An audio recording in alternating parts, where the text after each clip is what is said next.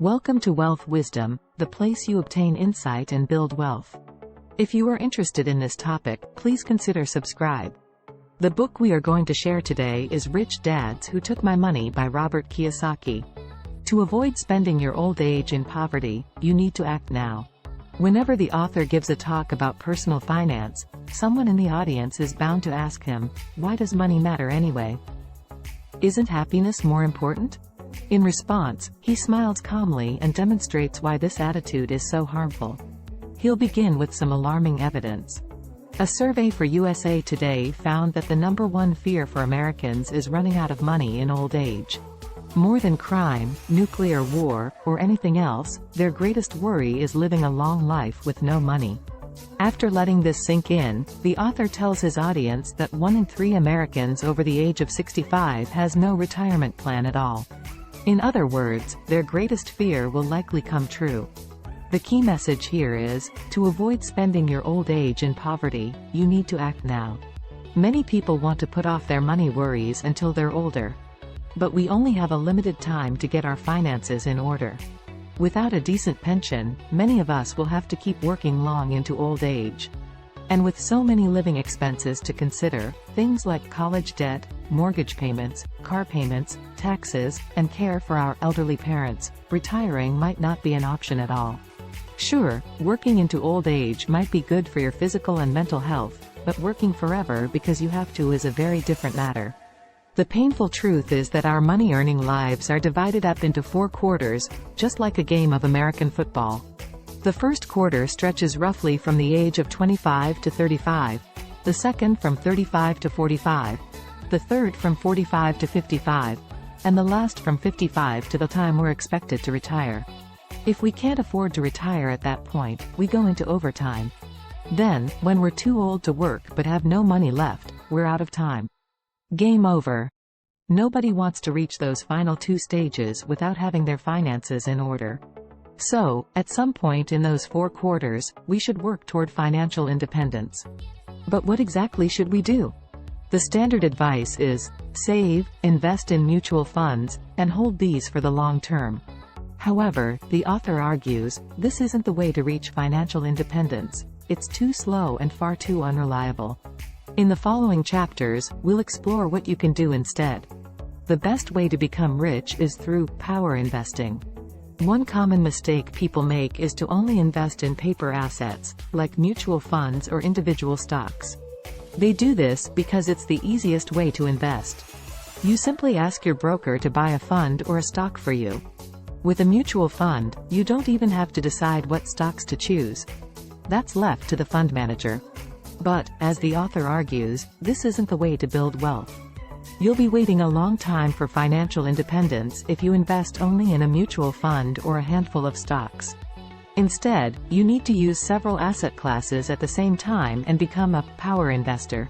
Here's the key message. The best way to become rich is through power investing. To be a power investor, you need to make use of more than just paper assets. You need to include business or real estate as well. Rather than just holding a diversified stock portfolio or a mutual fund, the mega-rich integrate 2 or 3 of these different assets. Take the example of Bill Gates. He didn't become the richest person in the world by simply working for a computer company and investing in the stock market. Instead, he built a truly innovative and successful business in Microsoft, then took the software giant public. As Microsoft grew, so did the stock price, making Gates a multi-billionaire. This shows how powerful integrating business and paper assets can be. With only one of those, Gates wouldn't be as rich as he is today. A successful power investor builds synergy between the different types of assets. Synergy is when different things combine to create something more than the sum of their parts. So, keeping with Bill Gates, the success of his business drove its stock price up, which created a vast amount of wealth. Then, by reinvesting some of this value back into Microsoft, the business could expand and innovate, which drove up the stock price even further. Of course, you don't need to be Bill Gates to become rich. A small business combined with real estate and paper asset investments can get you there, if you're dedicated enough. In fact, if you can become good at investing in at least 2 of these asset classes, you can generate synergy. Rather than waiting a lifetime for that mutual fund to make you rich, you'll be financially independent within a much shorter time frame. Rather than investing for capital gains, you should invest for cash flow. Imagine two types of farmer: a cattle rancher and a dairy farmer. A cattle rancher will raise a herd over a period of time, making sure the cows are fed and housed. Then, when they've reached the right age, she'll round them all up and send them off to the slaughterhouse. Her profit will come when her cows are sold for meat. That sum is the only money she'll make. On the other hand, a dairy farmer will raise his herd, also making sure that the cows are fed and housed. But rather than sending them off to the abattoir, he'll milk them, and he'll continue to profit from the milk as long as the cows produce it.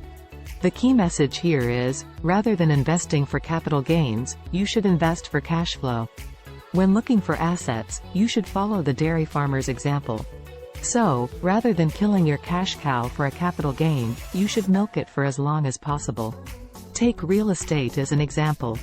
If you bought a property for $40,000, then renovated and sold it for $80,000, that extra $40,000 would be the only profit you'd make from it.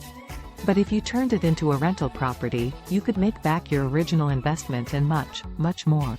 Unfortunately, most people invest like the cattle rancher. This is because investing for capital gains is the easy way. It's far simpler to sell off your mutual fund or stocks than it is to find and maintain a good asset that produces cash flow. Most people also invest over a long time, with the intention of harvesting it all when they need it. But, in the author's view, this is a recipe for bitter disappointment. Without any prospect of immediate returns, your money is exposed to the economic climate and to the cowboys of the stock market. You could lose it before you see a dime. Instead, you should look for assets that pay back their original cost within 5 years, through profits if they're a business, rents if they're real estate, or dividends if they're paper assets. Then, they should continue making money for you, long after they've paid for themselves. In other words, keep your cows around, their milk is worth more than their meat. Like a professional gambler, an investor needs to get their own money off the table as quickly as possible. When he was in his 20s, the author went to Las Vegas to gamble for fun.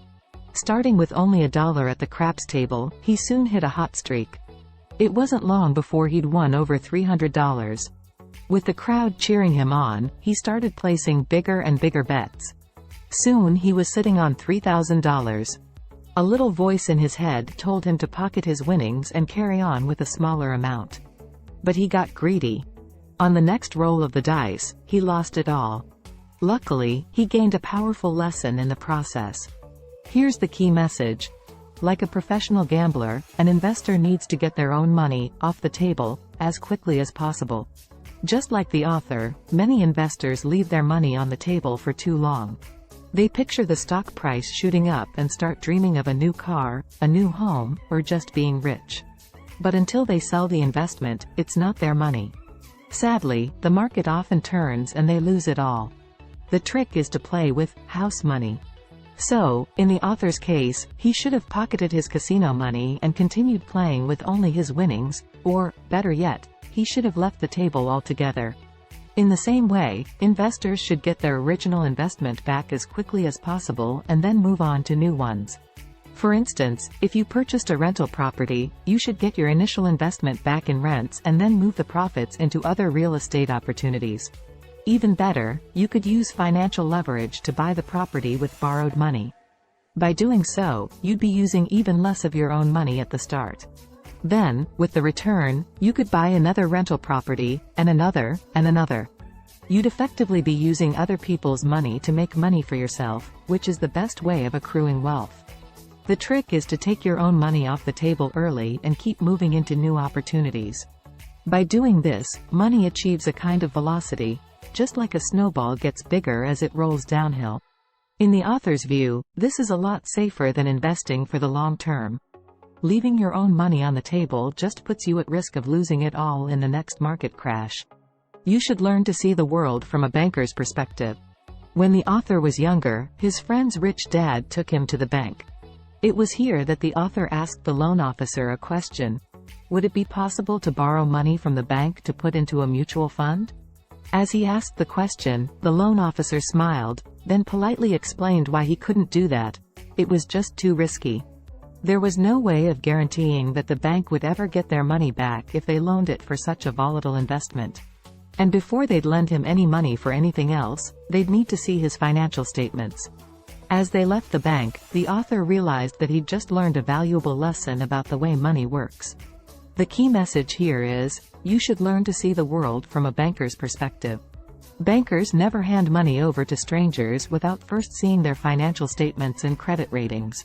You can propose the most wonderful schemes in the world, but if your finances aren't in good shape, you won't get a loan. It doesn't matter about your qualifications either. The only thing they want to see is that you're smart with money. Bankers also require some kind of insurance on any money they lend. So, for example, if you want to take out a mortgage to buy a home, they'll usually ask for a down payment before they give you any money. You should approach potential investments the same way. In other words, you shouldn't just hand over your money to strangers without performing due diligence on them. Similarly, you should invest with the same demand for insurance on your investments, too. But how exactly can you insure an investment? You do that by taking into account everything that could possibly affect your investment, like taxes, economic cycles, and lawsuits, and protect it against them. This varies from investment to investment, but the principle remains the same. By seeing the world from the banker's perspective, you'll also be in better shape to borrow from them. As we've already seen, you can use leverage to exponentially increase your investments. In fact, borrowing to invest is one of the main ways the ultra-rich build their wealth. There are 4 key reasons why people don't succeed financially. In these chapters, we've learned the best way of achieving financial independence. To recap, you become a power investor by combining different asset classes, like real estate and a business, and creating a constant flow of income. At the same time, you keep your money moving, rather than letting it sit for too long. But if it's that simple, why don't most people become financially independent? And how do you make sure the process works for you? Here's the key message. There are 4 key reasons why people don't succeed financially. The first reason people don't succeed financially is because of 2 words: I can't. Let's look at an example. Once, on his way to give a talk in Cape Town, the author was driving around in a cab with his host. As they cruised through the spectacular city, his host told him that he liked the author's ideas about investing in real estate, but that it wasn't possible in South Africa. The interest rates were just too high. But all around them were beautiful new buildings of world-class design. As politely as he could, the author turned to his host and said, "You might not be able to make money in real estate, but someone here is." The truth is, with hard work, it's always possible. This leads us to the second reason people don't succeed financially. Too many people think investing should be easy. If you only invest in mutual funds, all you need to do is pay every month. That's the easy way, but it's not very lucrative. If you want to achieve financial independence more quickly, you need to be an active investor. That means continually searching for and building new investments, looking for financing, and moving your money. The third reason people don't succeed financially is because it's easy to fall for traps that the rich set for the poor. Think back to the author's meeting at the bank. Although he couldn't get a loan for his mutual fund investment, he could have easily gotten a credit card, which would have made money for the wealthy bankers but left him with bad debt. Or consider mutual fund managers. Even when the economy is crashing, they still take fees from clients whose investments aren't making any money. The fourth and final reason people don't succeed financially is because too many of them invest without ensuring that their money will still be there when they need it. They'll listen to their financial advisor promise great riches for them in the future, without any guarantee of that happening. And while the average investor will take a gamble for a return tomorrow, a power investor wants a guarantee on returns today. So, that's why many people fail to exit the rat race. And now that you know a better way, there's nothing stopping you from building a rich life. That's the end of today's sharing. If you like our content, please give us a thumb up and share it with your friends. See you next time.